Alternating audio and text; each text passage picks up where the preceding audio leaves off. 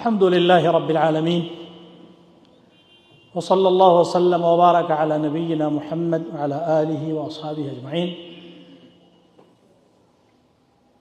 زاري عند حديث زوريانو يتشركرني يالنو ሁለት አረፍተ ነገር ወይም ሁለት ቃል እጅግ የሰውን ህይወት የሚያርቅ የሚጠቅም አስፈላጊ የሆነ ምክር ነብዩ ሰለላሁ ዐለይሂ ወሰለም በጥበብ ያስተላለፉበት ነው። ከሂጅራ በአራተኛው ዓመት ከባህሬን አካባቢ አብዱል ቀይስ የሚባል ጎሳ መሪዎችና ነጋዴዎች ተሰባስበው ወደ መዲና ይመጣሉ። ረሱሉ ሰለላሁ ዐለይሂ ወሰለም ለማግኘት በጣም ጓጉተዋል። የሂጃዝ አረቦች ደግሞ በረሱል ተቃራኒ ነበር የቆሙት፣ እነዚህ ሙደር የሚባሉት። በዚያን ጊዜ እነዚህ የአብዱል ቀይስ ሰዎች መጥተው መዲና ሲደርሱ በጣም ካላቸው ጉጉት የተነሳ ግመሎቻቸውን እንደቆሙ ጭነታቸውን ሳያራግፉ ገስግሰው ረሱል ሰለላሁ ዐለይሂ ወሰለም ዘንድ ይደርሳሉ። አንድ ግለሰብ ግን ከመካከላቸው በጣም ዘገየ፣ ወደ ኋላ ቀረ። ከግመሉ ላይ ጭነቷን አውርዶ እቃውን አመቻችቶ አደላድሎ መጨረሻ ላይ መጣ። አሸጁ አብዱል ቀይስ ተብሎ ይታወቃል።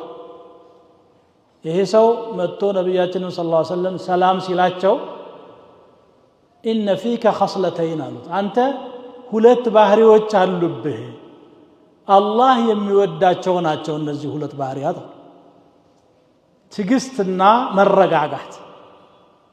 ሱብሃንአላህ። ፈጥኖ የመጡትን ኸይር ፍለጋ ነበር ፈጥኖ የመጡት። ረሱሉን ሰለላሁ ዐለይሂ ወሰለም ናፍቀዋል፣ ጓጉተዋል። ምክራቸውን ንግግራቸውን መስማት ይፈልጋሉ። ቁርአን ከረሱል አንደበት መስማት ይፈልጋሉ። ከሩቅ አገር ነው የመጡትና ቶሎ ለማግኘት መሮጣቸው መፍጠናቸው ክፉ አልነበረም፣ ግን የቀረ ተርቲብ ነበር።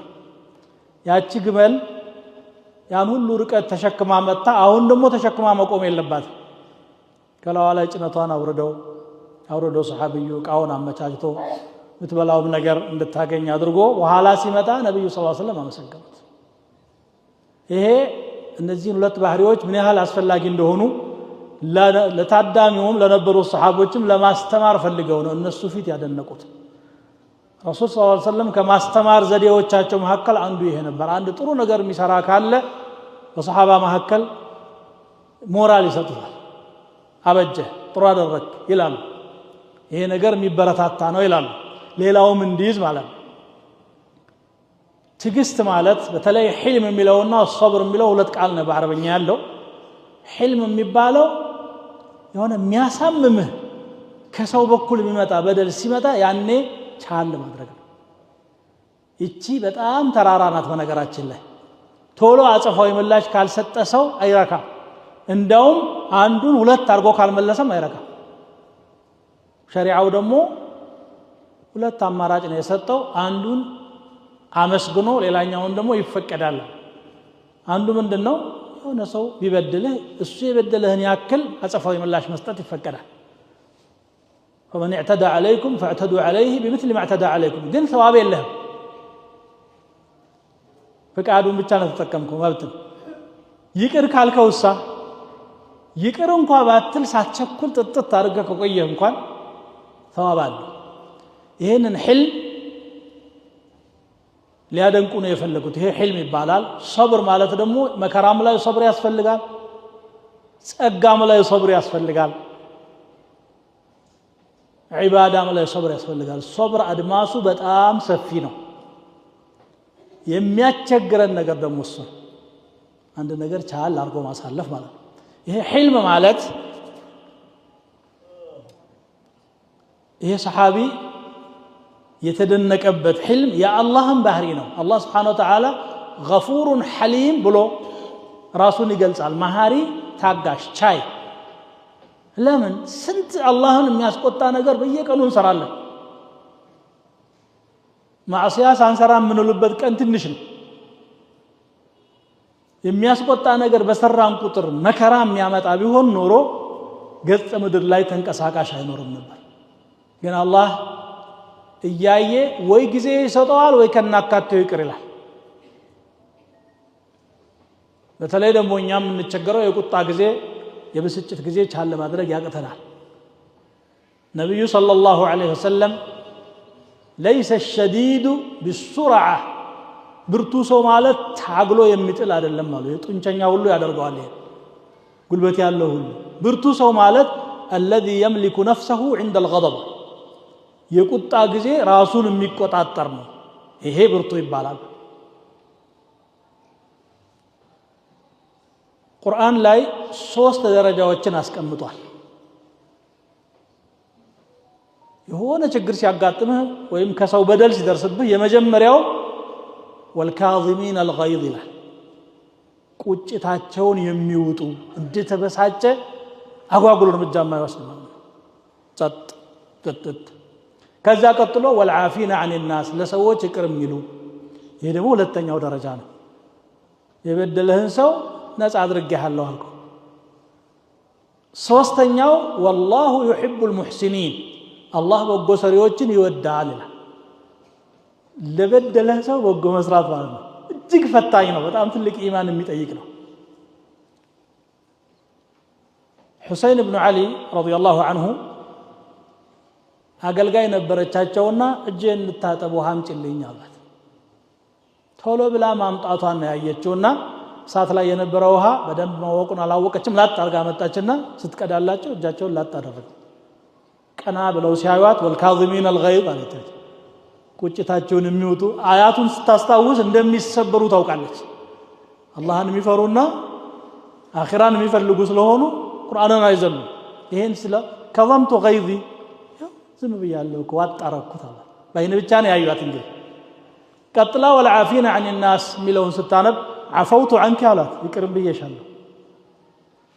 ቀጥላ والله يحب المحسنين የምትለውን ስታነብ አላህ በጎ ሰሪዎችን ይወዳል አይደል? በቃ አንቺን ለአላህ ብዬ ነፃ አድርጌሻለሁ አላት። በድላ ነፃነት አግኝታ ወጣች ማለት ነው። ይሄ እንግዲህ ቁርአኑ ጋር የሚኖሩ ሰዎች እንደዚህ ናቸው። ነፍስ የምታዘው አንድ ነገር አለ፣ አላህ የሚወደው ደግሞ ሌላ ነገር አለ።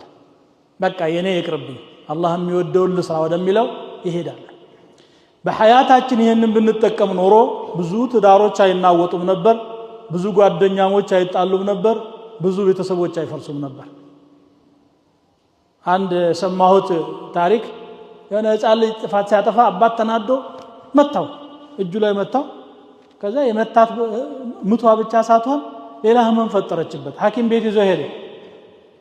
የሆነ ችግር ተላልፎበታልና ካልተቆረጠ አይልም ማለት አይሆንም። እጁ ተቆረጠ፣ የገዛ ልጁ። ከዛ በኋላ ባባ ከዚህ በኋላ አላጠፋም እጅ መልስልኝ ይላል። ሕፃን ነው። አባቴ ነው የወሰደው ብሎ ነው የሚያስበው። እንዲህ አይነት ጭካኔ እርምጃ በችኮላ የሚወስዱ ሰዎች አሉ። አቅሉ ብስለቱ የደረሰበት ደረጃ ይሄ ሆኖ ነው። ዕቃ ሰብሮ ሊሆን ይችላል፣ የሆነ ነገር ከፍቶ ሊሆን ይችላል፣ ተግረጭርጮብህ ሊሆን ይችላል። እንዴት አድርገህ ነው ተርቢያ የምታደርገው ልጅ እንታለ ሕልም ካላደረክ ማለት ነው። እንግዲህ ባለቤቱ የሆነ ነገር ስትሰራ ሶስቱንም ፈትቼሻለሁ ይላል። ከሶስት በኋላ የቀረለት ነገር የለም። ያችን ቅጽበታዊ ቁጣ ቢቋቋማት ኖሮ ትዳሩ የመቀጠል እድሉ ሰፊ ነበር። አሁን መጠገኛም የለውም፣ ፈረሰ። እንደው ካለም ደግሞ አንድ ፈትቻለሁ እንኳን ቢል ሁለተኛ ሶስተኛ አማራጭ አላህ ያስቀምጠው ለዚህ ነው። لا تدري لعل الله يحدث بعد ذلك امرا ይላል። አላህ ከዚህ በኋላ የሚፈጥረው ነገር ሊኖር ይችላል፣ አታውቅም። ያሁኑን ቅጽበት ብቻ አትይ ቻል ተሰጣረግ የተሻለ ነገር ይመጣል። አፉ ቢኖር በክፉ የመጣን ሰው በመልካም ስትሄድበት ክፉ ከናካቴ ይጠፋል። እሳትን የሚያጠፋው ውሃ ነው። እሳት ላይ እሳት ወይም ነዳጅ አይጨመርም። ስለዚህ ይሄንን አደነቁለት ማለት ይሄ ሐዲስ ትንሽ ቆም ስላደረገኝ ነው አብረን እንድንካፈል የፈለኩት። ኢነ ፊከ ኸስለተይን ሁሉ ሰሃባ እያለ ይሄን ዘግይቶ የመጣውን በተለየ ሁኔታ ሊያበረታቱትና ሊያመሰግኑት የፈለጉት ለምንድን ነው? የህይወታችን ቁልፍ ነው ይሄ ነገር። ሁለተኛው ደግሞ አናት ነው። አናት ማለት መረጋጋት ነው፣ አለመቸኮል ማለት። ሰው በባህሪው ችኩል ነው። وخلق الانسان عجولا الى ሰው ተጣዳፊ ችኩል ሆኖ ነው የተፈጠረው። خلق الانسان من عجل العجله من الشيطان ችኩልነት የሸይጣን ነው።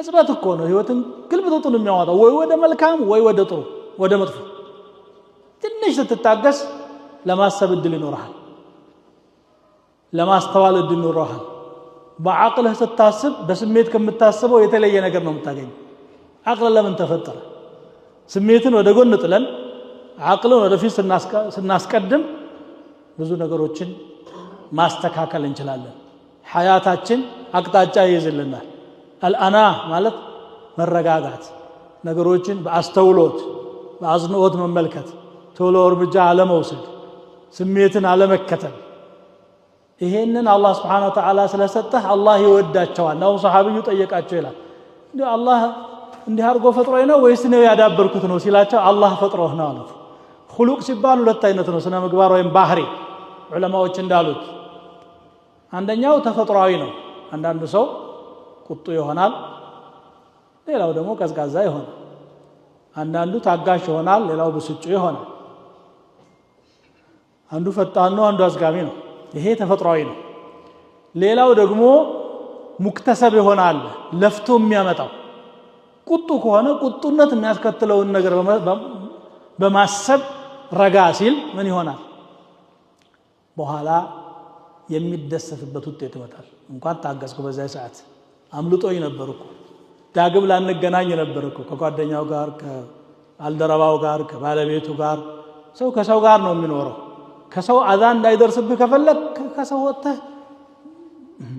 ተራራ ላይ ወይም በረሃ ውስጥ መኖር ነው ያ ሰዋዊ ባህሪ አይደለም من عاشر الناس لا بد ان يصيبه اذاهم ሰው ጋር የሚኖር ሰው ከነሱ በኩል የሚደርስበት ነገር አለ እሱም ቅዱስ አይደለም ሰዎች ላይ የሚያደርሰው ነገር አለ ስንቻቻል ስንተዛዘን እንደገና ደግሞ ከስሜት ወጣ ብለን በአቅል ስናስብ ከዛ ሁሉ የበለጠ ደግሞ አላህን ስናስብ ማንኛው ነገር ላይ አንተ የሆነ አንድ ካንተ በታች የሆነ ደካማ ሰው ጥፋት ሲያጠፋ አቅም አለ ብለህ በደንብ ካጠቃኸው አንድ የዘነጋኸው ነገር አለ አንተ ላይ አቅም ያለው አላህ አንተን እንደፈለገ አድርጎ መቅጣት እንደሚችል ረስተሃል ان الله كان عليا كبيرا ቁርአን ላይ ስለ ባልና ሚስት ይናገርና እንግዲህ الرجال قوامون የሚለውን አያት አቃላችሁ ቀጥሎ መጨረሻ ላይ ምን ይላል ان الله كان عليا كبيرا ወንዶች ኃላፊ ናቸው ማዕደብ ይችላሉ መገሰጽ ይችላሉ እንዲማረግ ይችላሉ ይልና አላህ እኮ ኃያል ታላቅ ነው ይላል ስልጣን ስለተሰጠህ ገደብ የሌለው እንዳይመስልህ